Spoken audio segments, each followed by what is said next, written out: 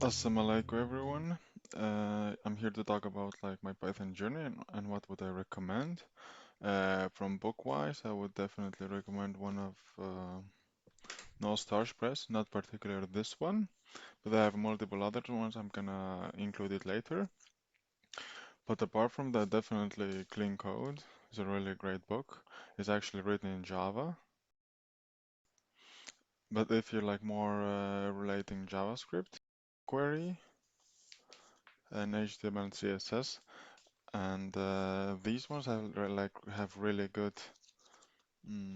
imagery, and it's not just plain text.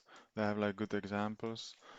I'm gonna add it in the link, and as well otherwise online. Like obviously I have Code Academy, but the definitely main takeaway is just to try to write your own projects ASAP, right?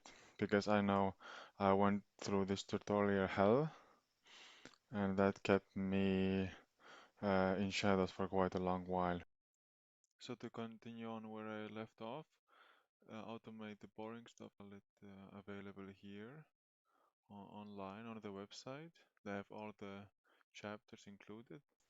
So yeah, I hope you got something out of this video, and if any questions arise, let me know, and happy coding.